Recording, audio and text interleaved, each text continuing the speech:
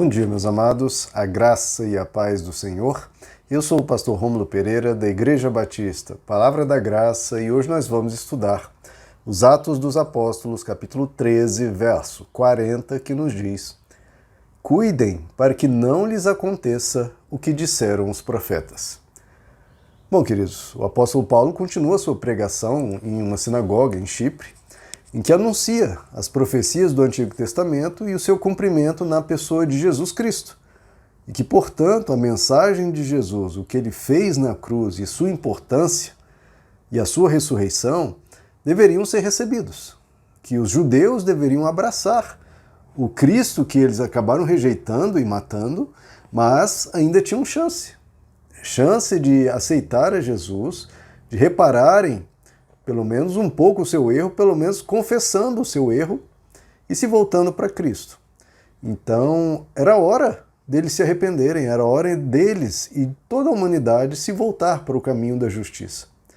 Porque, como o apóstolo Paulo alerta, os profetas predisseram e anunciaram não apenas a vinda de Cristo, mas que também muitos rejeitariam a mensagem da luz, a mensagem do Evangelho, a mensagem da misericórdia e do amor de Deus. Muitos rejeitariam e ainda rejeitam. E o que Deus disse é que a resposta ao mal virá. O que Deus fez com a humanidade, queridos? Deus falou: eu envio a salvação, eu envio o perdão, eu envio um perdão gratuito. Eu concedo a vocês toda a misericórdia, eu escancaro as portas da entrada ao céu para quem desejar. Quem desejar pode ser a mais vil criatura. Eu concedo perdão e eu pago por todos os seus crimes. Eu pago na cruz, eu derramo o meu sangue para perdoar todos vocês a quem quiser. E abro as portas do céu e digo: venha. E o que você precisa fazer para vir? Apenas dizer: sim, eu vou. Então, Deus não demanda nada do ser humano, só demanda que, obviamente, abandone o mal, abandone a injustiça, abandone a perversidade. Óbvio, porque Deus não tem como ser conivente com isso. Agora, oferecendo essa entrada totalmente gratuita, totalmente aberta aos céus, Deus diz: aqueles que continuarem optando pela perversidade, o juízo virá. Porque o mal precisa ser eliminado do mundo. Quem não quer que o mal seja eliminado? Nós queremos, todos querem. O mal será eliminado do mundo. Então, a resposta ao mal virá. Veio já uma resposta de Deus dizendo: eu posso perdoar. Quem desejar vir, venha. Porque o mal terá que ser eliminado. Então, venham para escaparem desse juízo. Então, o apóstolo Paulo que exorta esses judeus. E esse é um problema, queridos, aqueles que adotam uma religião, dizem ou buscam, de certa forma, seguir um dado caminho, eles sempre pensam que são donos de Deus. Isso é um perigo muito grande. Não, os judeus pensam: não, Deus vai punir os outros, vai punir os nossos inimigos, vai castigá-los, vai eliminá-los. Agora nós somos o top, nós somos amigos de Deus, Deus contra nós, não, nunca vai fazer. Não, ele é companheiro aqui. Só que a mensagem que os profetas diziam, que ele diz: olha, cuidem para que não lhes aconteça o que os profetas predisseram.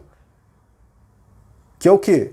Não importa se você diz seguir a Deus, se você não seguir a Deus. Você pode dizer, falar, pode orar, pode jejuar, pode cantar louvores, pode derramar lágrimas no templo, pode encher o gasofilácio de ofertas de dízimos, pode ser uma pessoa que lê a palavra de Deus todo santo dia e canta e dá glória e dá aleluia e tudo isso. Se você faz tudo isso, mas não segue a Deus nos seus princípios fundamentais, como Jesus diz, vocês dão dízimo do cominho, dão dízimo dos seus bens, só que não obedecem aos princípios fundamentais da lei, que é a misericórdia, a compaixão e a bondade e a justiça. Ora, vocês fazem os rituais, mas não seguem o Deus desses rituais.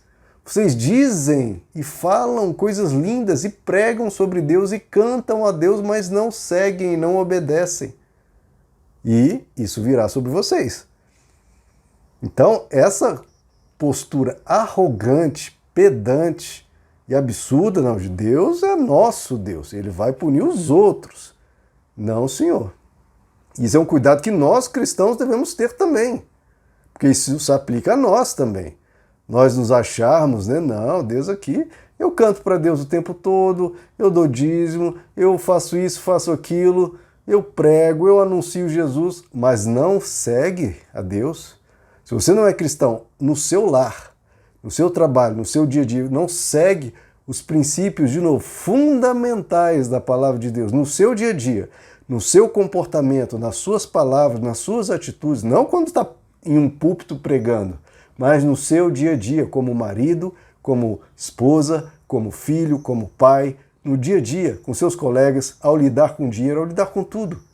Se você não é cristão ali, se você não aceita Jesus, nesse dia a dia, em cada decisão, em cada palavra, em cada comportamento, mas o seu comportamento é translocado, é agressivo, é violento, ou tem palavras de baixo calão, ou trata mal as pessoas, despreza as pessoas, não ajuda, não cuida, etc., ofende, despreza, trata mal, qual será a resposta de Deus?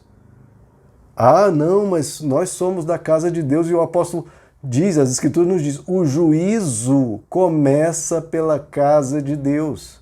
É claro, se nós que ouvimos a mensagem, nós temos a responsabilidade, porque nós recebemos o benefício da instrução, então a gente nem tem como dizer, ah, eu não sabia. Não, sabia muito bem, e todos sabem, na verdade, porque o testemunho de Deus é universal a toda a raça humana.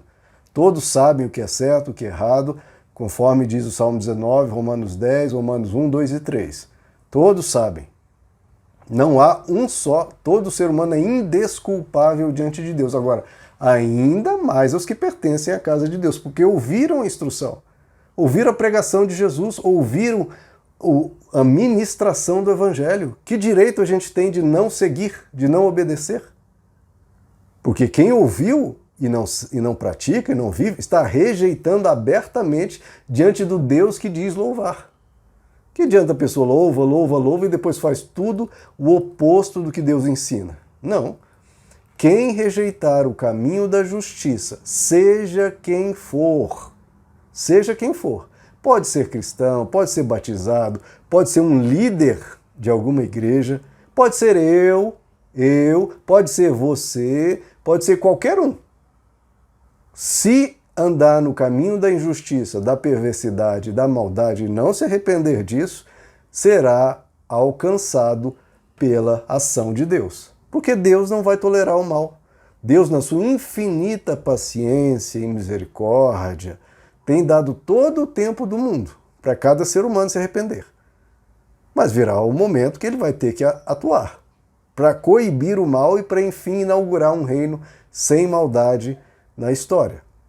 Veja, querido, nós nada podemos contra a verdade, nada.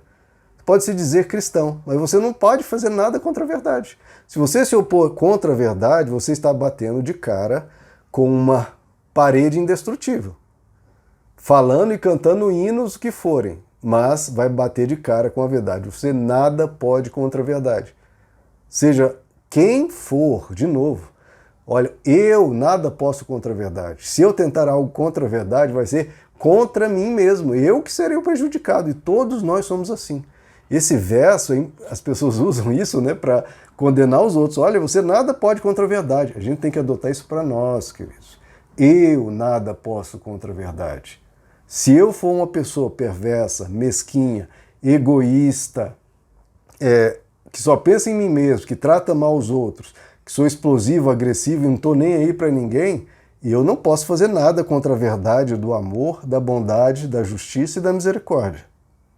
E eu estarei indo contra mim mesmo, indo contra a verdade. É muito importante nós lembrar desse versículo, porque não dá para ir contra a verdade, queridos. Não dá.